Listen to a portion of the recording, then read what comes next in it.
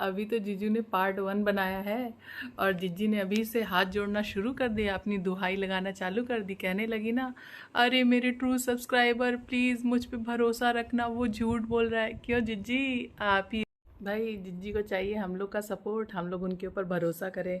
जिज्जी जो कह रही हैं वो सच बोल रही हैं भाई। आखिर उन्होंने अभी रिसेंटली कोर्ट गई होंगी तो गीता पे हाथ रख कर कसम खाई होगी ना, वो सुना तो होगा ही, जो कहूँगा सच के सिवा कुछ नहीं कहूँगा। अरे जिज्जी, कसम आपने खाई, अगर उस पर भी व्लॉग बना लेती ना, माँ कसम, जितने भी लोग आपको देख रहे, जिसने भी आपको सब्सक्राइब कर रखा है ना, वो ज़रूर थोड़ा ही बहुत, ज़्यादा नहीं, थोड़ा ही बहुत आपकी बात पे यकीन कर लेते। लेकिन अभी तो जीजू शुरू ही हुए हैं ना, अभी से आपने हाथ जोड़ना चालू कर दिया। इंतज़ार करिए, देखिए अभी हाथ नहीं पैर भी जोड़ेंगी, फिर वो दंडवत प्रणाम होता है वो करेंगी, और फिर जीजू करते नहीं है कई सारे आसन, सूर्य नमस्कार, उस पोज में भी आप हाथ जोड़ेंगे अपने सब्सक्राइबर से। क्योंकि लिए आपकी जब से हकीकत खुलना शुरू हुई है ना, धीरे धीरे धीरे करके एक एक विकेट आपके गिरने लगे। अरे विकेट हमारे सब्सक्राइबर गिरा रहे हैं आपकी धज्जियाँ उड़ा के। हाँ, लेकिन आपके टरू वाले भी कुछ कम नहीं है। अरे टरू वही जो आपके सपोर्टर हैं, अंधभक्त, वो भी तो आपके साथ हैं। जीजी लो फील मत करना, आजकल अपनी वीडियो में आप ज़्यादा ही लो फील करने लगी होंगी ना। हमने तो भाई आपको देखना ही छोड़ दिया, लेकिन अगर लो फील करें तो देख रही हैं, हम हमेशा अपने साथ एक डंडा रखते हैं। बताइएगा, पीट वीट के लो को एकदम हाई कर देंगे, एकदम हाई कर देंगे।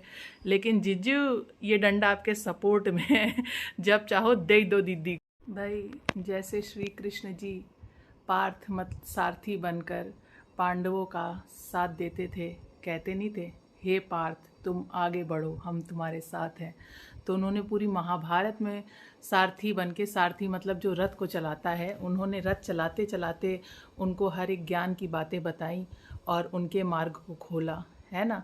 ठीक उसी तरह यहाँ पे पार्थ कौन है? अरे पार्थ हमारा यूट्यूब है, और यूट्यूब सारथी बन गया है किसका? हमारे अंकुश जीजू का। अब वो सारथी बन गया है, अब वो उनकी नैया पार करा देगा।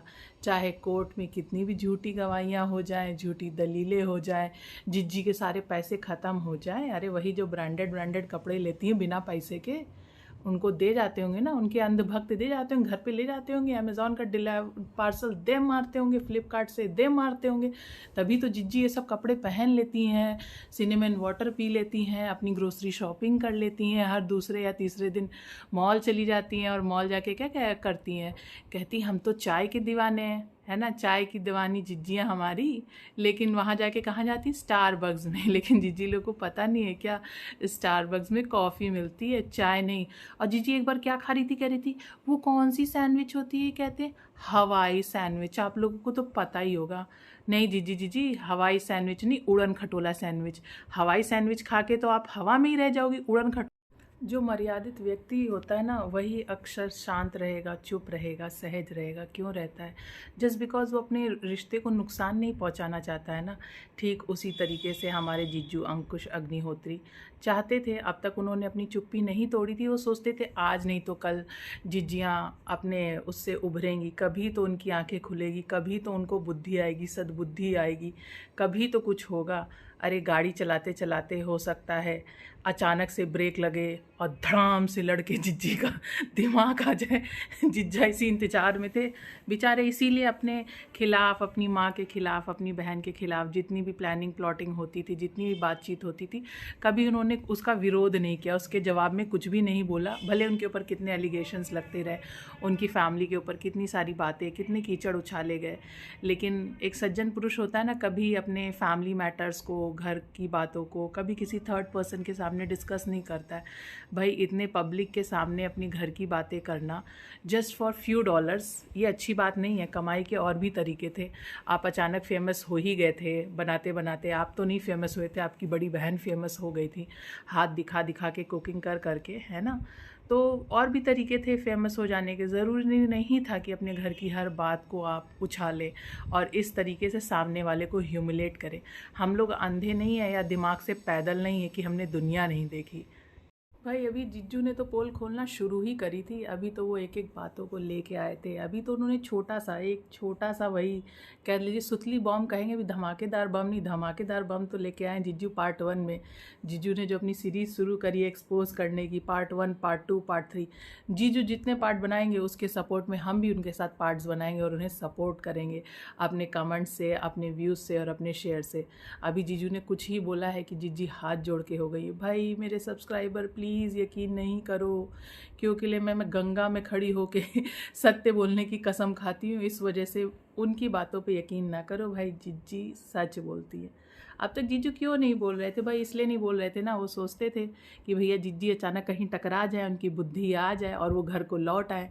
लेकिन जिज्जी टकराई तो बहुत लेकिन उनकी बुद्धि आई नहीं। दिन पे दिन बुद्धि उनकी और गिरती गई और डॉलर की तरफ उछलती गई। उनकी जितनी बुद्धि थी ना सिर्फ वो डॉलर कमाने में ही लगी रही, पूरे परिवार की बस कैसे भी कितना भी बोल दो, कितना भी नीचे स्तर पे गिर जाओ कि सिंपैथी कार्ड, इतना सिंपैथी बिटोर लो, इतना सिंपैथी बिटोर लो, क्योंकि यूट्यूब पे सिंपैथी तो फेमस होती है।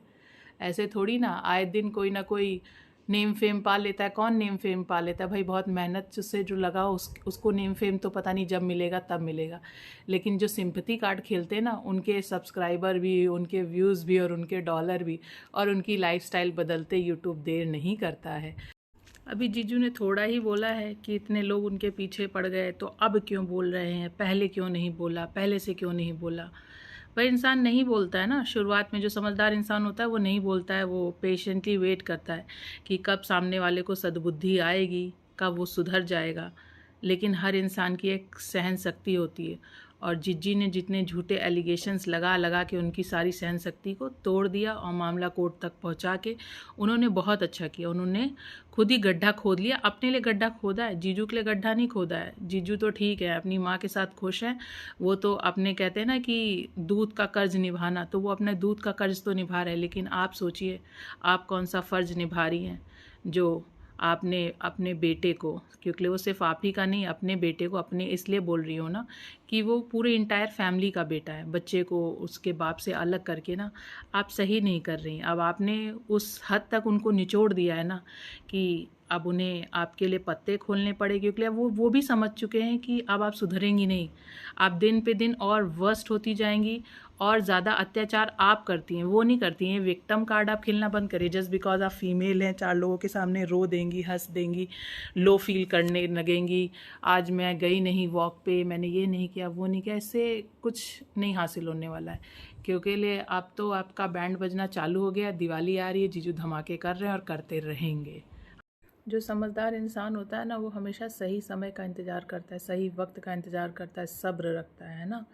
कहते हैं ना सब्र का फल मीठा होता है। तो बस जीजू ने भी कुछ यही सोच के इंतज़ार किया, बस फल मीठा नहीं निकला, थोड़ा अलग ही हो गया, अद्भुत फल उनको मिल गया। अब अद्भुत फल मिल गया है तो वही कहते हैं ना, बोया पेड़ किसका अरे पेड़ थोड़ी ना, बोई बीज किसकी, अरे छोड़ो इसकी विस्की, क्योंकि हम खुद ही भूल गए हम खुद ही भूल गए।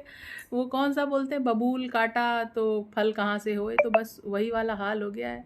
जीजू किसको लेके आए थे अपने घर पे, कैसे उन्होंने सींचा है अपने पौधे को, तो भाई जवाबी कार्रवाई तो थोड़ी तगड़ी करनी ही पड़ेगी। खैर कोई नहीं, अब उनके चाहते फैंस को लगता है कि आप अब क्यों बोल रहे हैं, पहले से बोलना चाहिए था। तो अब आप अपना पार्ट 1 पार्ट 2 से बताते रहिए कब कब मैं बोलूँगा और क्या क्या बोलूँगा, तुम लोग सुनते रहो। अभी तो हमने पटाखे छुड़ाने शुरू करे हैं और दिवाली तो इस पूरे साल बनेगी। इस पूरे साल जीजू दिवाली बनाएंगे एक अपने नए नई बातों से, नई नई चीज़ें निकाल के जिज्जी के बारे में।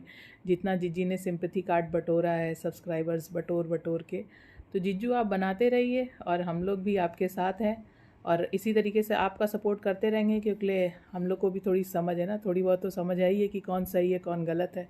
इसी तरीके से करने की कोशिश करता है जो कि झूठ होता है ना, चाहे मेरी बहन की कैरेक्टर के ऊपर बात है या नहीं। देखिए कैरेक्टर के ऊपर मैंने कभी किसी के कैरेक्टर के ऊपर बात नहीं की है ना,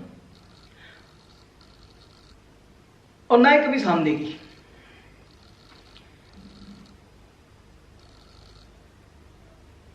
क्योंकि एक रिश्ता है, मैं नहीं बोलना चाहता अभी कुछ, क्योंकि बहुत कुछ हो सकता है।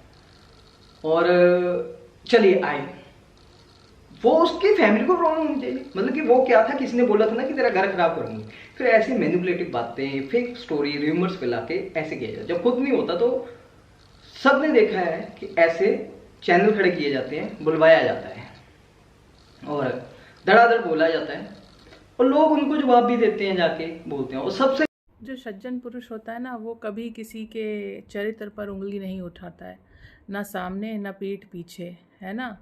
इज्जत असली वही होती है जो इंसान पीठ पीछे करता है। मुंह पे तो इंसान हर किसी को वाहवाही कर लेता है, चापलूसी कर लेता है, लेकिन असली रिश्ता वही होता है जो आपके पीठ पीछे भी आपके लिए खड़ा रहे, आपके साथ रहे, है कि नहीं।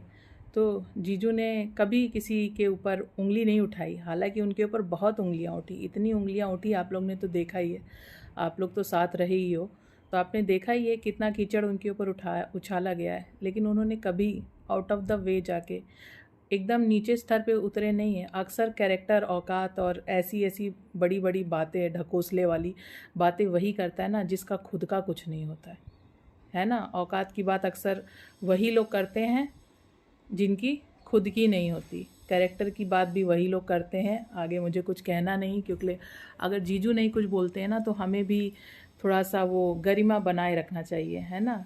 थोड़ा सा सम्मानजनक वे में ही बात करनी चाहिए। हम जानते हैं कि आप लोग को गुस्सा बहुत है, आप लोग बहुत ज़्यादा एग्रेसिव हो इस चीज़ को लेके कि उनके साथ ऐसा क्यों हो रहा है। इवन मैं भी उतना ही अपसेट हूँ, क्योंकि हमेशा लड़का गलत नहीं होता है। जो लोग होते हैं ना कि लोग सोसाइटी में रहना है तो थोड़ा सा उसका मिसयूज़ कर लेते हैं, लेकिन जो सज्जन पुरुष होता है वो सोसाइटी का ध्यान रखे। भाई, जब कभी जीजू ने आपके ऊपर नहीं उंगली उठाई, कभी आपके कैरेक्टर के ऊपर उंगली नहीं उठाई, आप उंगलियां तो उन पर बहुत उठाती रही हैं, लेकिन जब आपके कैरेक्टर पे, क्योंकि फीमेल आप भी हैं, है ना, और उनकी माता और बहन भी फीमेल है, तो आपको कोई अधिकार नहीं है कि आप उनके कैरेक्टर पे उंगली उठाएं। पहले आप खुद को देख लीजिए, आप क्या करके अपनी जीविका चला रही हैं और कैसे कैसे करके आप अपनी जीविका चला रही हैं। आपको जो ये बहुत ईजी लगता है ना, ईजी नहीं होता है। जो महिलाएं वाकई में इन सब उत्पीड़नों का शिकार होती ना, उनके दिल से पूछिए कि उनको सब कुछ करते हुए कितनी डिसरिस्पेक्ट मिलती है और वो क्या महसूस करती हैं। जो आपने हर समाज के इशू का इतना मजाक बना रखा है, हर चीज़ को आपने इतना बुरी तरीके से यूटिलाइज़ किया है, अगर वाकई में आपके साथ ऐसा कुछ हो जाए ना, तो अभी तो आप लो फील करती हैं, फिर न जाने कहाँ भागेंगी, पहाड़ों में भागते भागते पता नहीं कहाँ जंगलों में खो जाएंगी, फिर ढूंढे नहीं मिलेंगी। और कोई आपको वहाँ बैठ के वहाँ लो फील करने लगी ना, तो फिर जानवर ही आएंगे, वो भी आपके साथ लो फील करने लगेंगे और इतना लो फील करेंगे कि क्या बताएं।